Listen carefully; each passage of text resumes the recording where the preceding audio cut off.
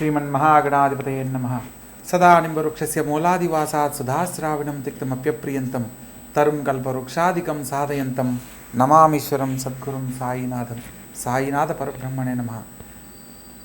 ముఖ్యంగా ఆగస్టు 1వ తారీఖు నుంచి ఆగస్టు 31వ తారీఖు వరకు ద్వాదశ రాశుల యొక్క శుభాశుభ ఫలితాలు తెలుసుకోబోయే ముందు గ్రహ సంచార ఫలితాల గురించి మనం ఒక్కొక్క రాశుల వారీగా ఏ గ్రహాలు ఏ రాశుల్లో సంచరిస్తున్నారో, ఏ రాశుల వారు ఎటువంటి శుభాశుభ ఫలితాలు పొందబోతున్నారో వివరంగా తెలుసుకునే ప్రయత్నం చేద్దాం. తదుపరి వృశ్చిక రాశి. ఈ యొక్క వృశ్చిక రాశి జాతకులకు ప్రస్తుత కాలంలో ప్రతి పనిలో కూడా కొంత జాప్యం జరుగుతున్నప్పటికీ ప్రత్యేక శ్రద్ధతో చేస్తున్న ప్రతి పనిలో కూడా తప్పకుండా విజయం లభిస్తుంది అన్న సత్యాన్ని కూడా గమనించగలరు. ప్రత్యేకంగా చతుర్థ స్థానంలో రాహుగ్రహ సంచార ఫలితంగా విద్యార్థులకు దూర ప్రాంతాలలో విద్యను అభ్యసించాలనుకున్న వారికి స్థానచలనంలో ఉన్నతమైన జీవితాన్ని పొందే అనుకూలత లభిస్తుంది. విద్యార్థులు కంప్యూటర్ రంగానికి సంబంధించిన అంశాలలో ప్రత్యేకమైన గుర్తింపు లభిస్తుంది. పంచమ స్థానంలో శని సంచారం జరుగుతున్న క్రమంలో విద్యార్థులకు స్థానచలనంలో ఉన్నతమైన జీవితాన్ని పొందేందుకు అవకాశాలు లభిస్తాయి. ప్రత్యేకంగా ఉద్యోగంలో మార్పు చెందాలనుకున్న వారికి, మార్పు కోరుకునే వారికి స్థానచలన బదిలీలకు ఇది అనుకూలమైన కాలంగా చెప్పడం జరుగుతుంది. స్థానచలనంలో ఉన్నతమైన జీవితాన్ని పొందుతారు. అదేవిధంగా ద్వితీయ పంచమాధిపతి అయిన గురువు అష్టమ స్థానంలో సంచరించే క్రమంలో కొంత ఆటుపోట్లు, ఇబ్బందులు ప్రతి పనిలో కూడా ఎదురయ్యేందుకు అవకాశం ఉంటుంది. కార్యదీక్షాపరులయ్యి ప్రత్యేక శ్రద్ధతో ప్రతి పనిని ప్రయత్నం చేయాలని సూచనగా తెలియజేయడం జరుగుతుంది. అదేవిధంగా అష్టమ స్థానంలో సప్తమ వ్యయాధిపతి అయిన శుక్రుడు సంచరిస్తూ భాగ్యస్థానంలోకి మారుతున్న క్రమంలో మొదట ప్రారంభ కాలంలో ఈ మాసంలో కొంత ఖర్చులు ఎదురైనప్పటికీ నెల మధ్య నుంచి తదుపరి అంతా శుభం కలుగుతుంది. శుభ కార్యక్రమాలు చేపడతారు. విందు వినోద కార్యక్రమాల్లో పాల్గొనడం జరుగుతుంది. ప్రత్యేకంగా తండ్రి గారి సలహా మేరకు మీరు తీసుకునే ప్రతి నిర్ణయంలో కూడా తప్పక సత్ఫలితాలు పొందుతారు. ఉద్యోగ జీవితంలో ఉన్నతమైన పదవి యోగ్యత లభిస్తుంది అన్న సత్యాన్ని మనం గమనించవచ్చు. అదేవిధంగా భాగ్యస్థానంలో సంచరిస్తున్న రవిబుధులు రాజ్యస్థానంలో సంచరించే క్రమంలో రాజకీయ నాయకులకు ఇది అత్యద్భుతమైన కాలంగా చెప్పడం జరుగుతుంది. పై అధికారుల యొక్క మన్ననలు పొందుతారు. ప్రజలు మీ యొక్క సేవను గుర్తించి పదవి యోగ్యతకు దోహదపడతారన్న సత్యాన్ని తెలుసుకోవచ్చు.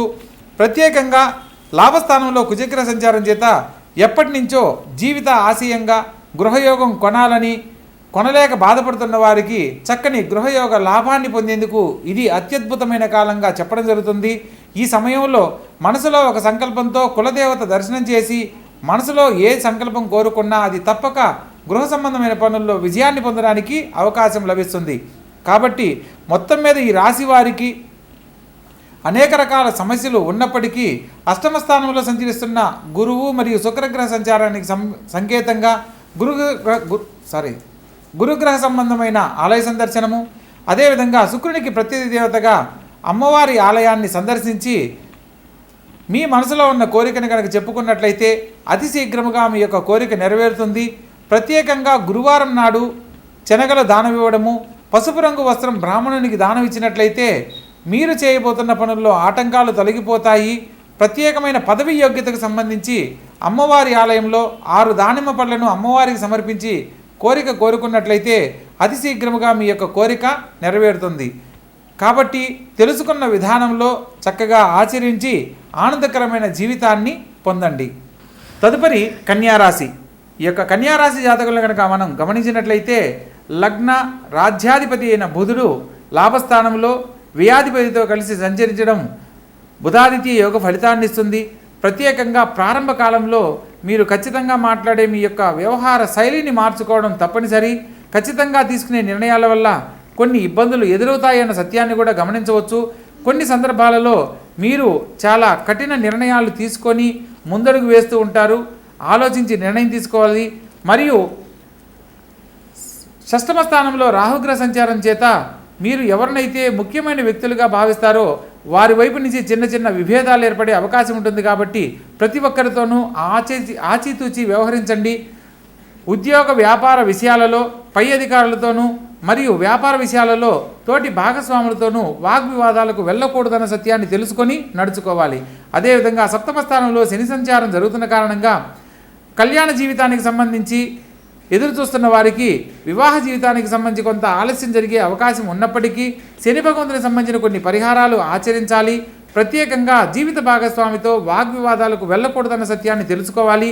ఈ సందర్భంలో అనుకోని సంఘటనల కారణంగా దాంపత్య జీవితంలో చిన్న చిన్న మాట పట్టింపులు ఎడబాటు ఏర్పడేందుకు అవకాశం ఉంటుంది. కాబట్టి ప్రతి విషయంలో కూడా సంయమనం పాటిస్తూ వాగ్వివాదాలకు లోను కాకుండా జాగ్రత్త పడాలి.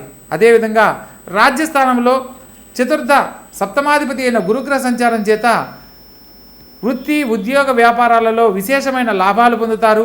ఉన్నతమైన పదవీ యోగ్యత లభిస్తుంది. గొప్ప జీవితాన్ని అందుకునేందుకు ఇది అత్యుత్తమమైన కాలంగా చెప్పడం జరుగుతుంది. లాభస్థానంలో రవి బుధుల సంచారం జరుగుతున్న కారణంగా బుధాదిత్య యోగము, రాజకీయ రంగంలో ఉన్న వారికి పదవీ యోగ్యత పలుకుబడి ఏకకాలంలో లభించేందుకు ఇది అత్యద్భుతమైన కాలంగా చెప్పడం జరుగుతుంది.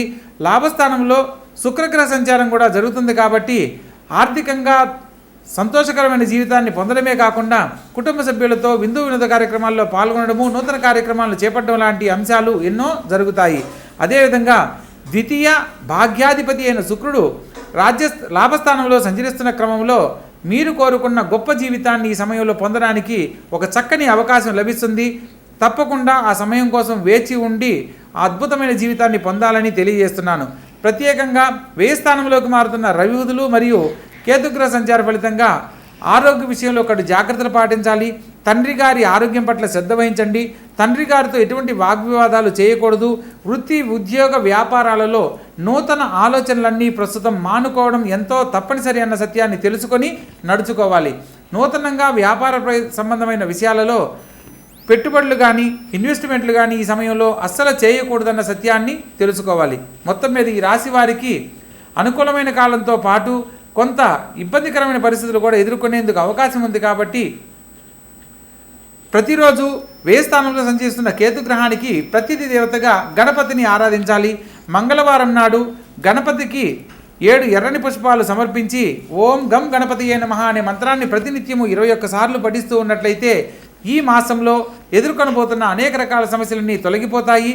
సాక్షాత్తు ఆ గణపతి యొక్క ఆశీస్సులతో ఉన్నతమైన జీవితాన్ని పొందడానికి చక్కని అవకాశము లభిస్తుంది.